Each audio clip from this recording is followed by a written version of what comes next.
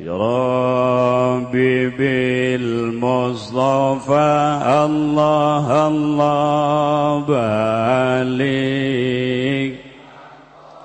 Sidana Allah ya Allah wafir. Di akhir zaman engke Baitullah bakal diruntuhkeun deui.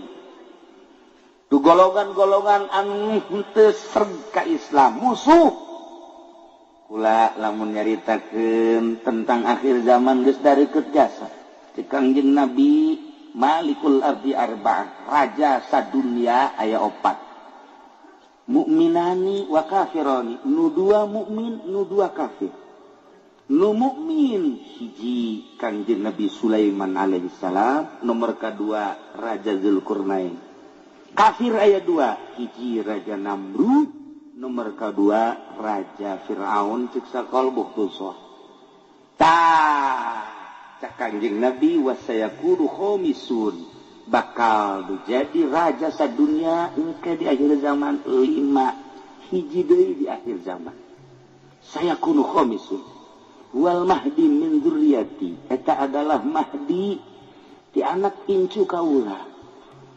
Entek besi aya di Cisoka mahdi cina teh. Ya eta beureun teh mahdi.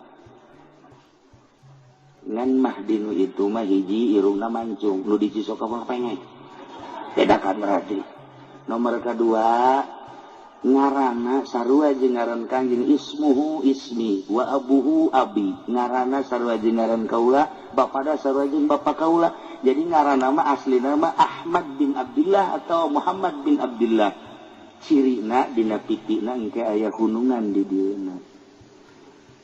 Aya janggotan, aya godegan kadi rapi, di dia aya hunungan, kasepna kabina-bina, gagahna anu luar biasa, dituturkeun baksana ku 300 jelema nu bakal nuturkeunana, asal sasalaman jeung Mahdi ditembak ngebul.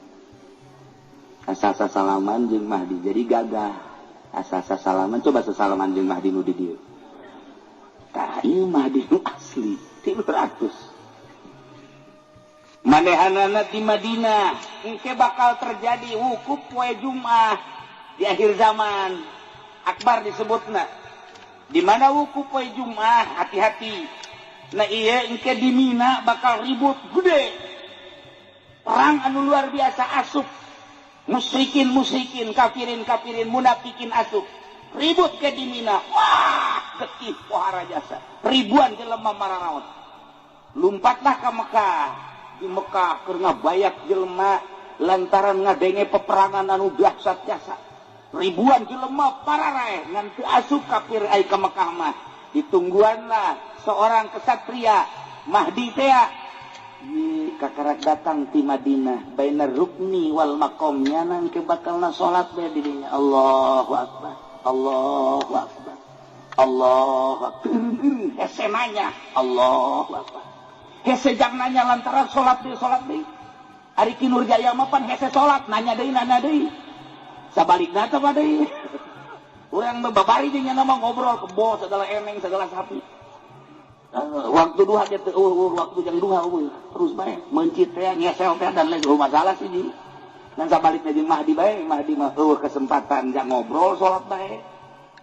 Urang mah kesempatan salat ngobrol bae. Nah, ieu Mahdi. Setelah manehanana istirahat langsung datang, langsung ditunjuk Mahdi teu daekeun ngaku. Tetep dibeak bahwa anjeunna Mahdi lantaran disumpah karak ngaku anak Mahdi. Mulai datangnya nyerang ke Suriah heula. Jadi berarti bibit tambah di Syria nu kuhadisan. Tidinya bakal ke Irak, tidinya terus ke Palestina, tidinya terus ke Iran, tidinya terus Timur Tengah heula, terus ke Amerika, terus ke Eropa, ke Australia, terakhir di Cisoka. Sing ada di Cisoka ini. Ciri-ciri heula kiai dek datang kos kitu kumaha ciri-cirina hiji geus loba anu mararabo, nomor kedua geus loba anak zina, nomor katilu paharaman ribawi geus teu dianggap riba, Nomor kaopat jelema nu geus eueuh anu ikhlas dina ayana di geus teu kadeulean. Di dinyalah bakal turu damah di kacau bakal unggal negara. Di unggal negara teh bakal kacau heuh. Di urang ge di urang bibit kacau na geus aya. Lantaran organisasi jeung organisasi geus teu ngahiji, partai jeung partai lain deuk ngagungkeun bangsa jeung negara. Kabeh boga kepentingan-kepentingan. Urang lamun nyaritakeun ka jerona Inggris sabenerna. Timbullah kuari aya ISIS ngaku Mahdi encan sebab teu ngaku Mahdi mah dibeat dipaksa kakarak ngaku. Tapi kuari kan urang sieun Inggris lantaran ieu teh lain lalagaan kapan seseorang anu tadina di Al-Qaeda anu hebat jasa ditembak ngebol dibawa ku Amerika, dididiklah ku Amerika. Setelah dididik menang ti Irak dikaluarkeun, dianggap bakal manehana ngabantu ke Amerika. Geus surat Amerika teh ternyata istimewa jasa nu teu daek beat kanyana tembak sadisna. Lain lalagaan ieu sadis teh. Kalian tembak kalian tembak nyana ditembak ngebul. Mun ditanya ieu menang ti mana ilmu ngebul ti Soka. Make naon ieu pelor, paingan pelor hese harita. Ieu diteureyan ku ISIS masalah ieu. Nah, kuari acak-acakan Amerika sorangan jadi tembak bae. Terus bae ieu sahabat asa nu teu nurut ka tembak bae. Geus ribuan nu korban ayeuna. Ternyata di Indonesia aya pageulana nu beunang di Tasikmalaya. Kamari di Pandedoa, jelemana bangun poho lupa darata. Keinget naon. Pokoknya asal lu teu nurut tembak bae. Ieu kan ngeri kuari. Tah, iyalah ISIS. Nu kuari terus nyerang, terusan teu eureun-eureun. Kan perlu biaya aneh nyana teh kapan nek ngaruntuhkeun Islam tapi kafir ge dibunuh bae. Di lain sisi jana nek ngabongkar Baitullah lantaran dianggap jelema nu muteran Baitullah teh kafir. Itu kudu ngamuteran Baitullah ka Allah macaknya teh. Yuk babarengan jeung Mahdi. Si Abu Bakar teh ngaku Mahdi teh. Nah eta teh nu ngabiayaan teh ieu adalah Liga Arab terutama Arab sorangan dipaksa ku Amerika. Nu ngahancurkeun urang Arab, Islam, ISIS, nu ngabiayaana Liga Arab termasuk Arab. Puyang teh coba. Iyalah lain lalagaan ieu puyang eta secara global na kos kitu. Urang lamun nyaritakeun Suriah kuari geus teu kaharti, nyaritakeun Mesir geus teu kaharti. Lantaran geus eueuh ku urang anu diteangan, nu didengekeun. Informasi akurat na baheula mah aya Gus Dur. Asal urang geus ngadengekeun keaslianana gampang. Tak Gus Dur ngomong eta pasti. Kuari geus saha nu didengekeun kuari. Geus saha informasi nu akurat na sedengkeun geus steril. Nu mantak urang kare hese nyaritakeun keaslian teh hese. Kabeh ge bingungeun. Kan nu mantak geus bae urang ulah nyaritakeun ka situ manengan ngararaji bae. Bingung kuari. Geus anu wayah kawin-kawin. Anu encan wae ge maning kawin mah bisa keburu perang. Keburu perang, Masya Allah kan. Nah, engke anu bakal ngadukung Mahdi Abdal Syam, perkumpulan Wali Abdal di Syam, perkumpulan Asoib di Irak, perkumpulan Mujabah di Mesir. Kan wali teh boga negara-negara perkumpulanana. Keseluruhanana di Lubnan, Libanon.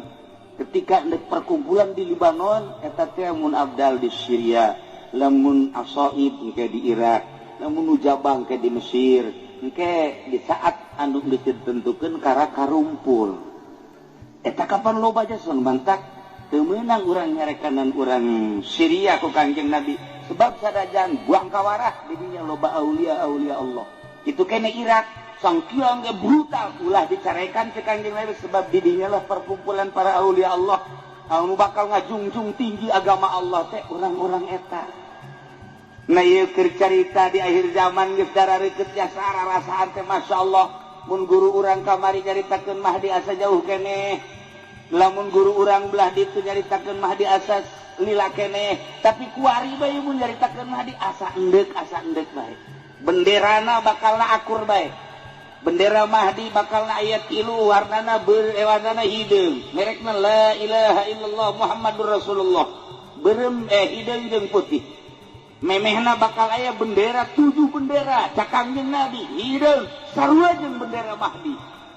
Bakal bendera na hideung jeung putih la ilaha illallah Muhammadur Rasulullah. Benderana akur bae urang bae keliru ieu mana nu bener mana nu salah.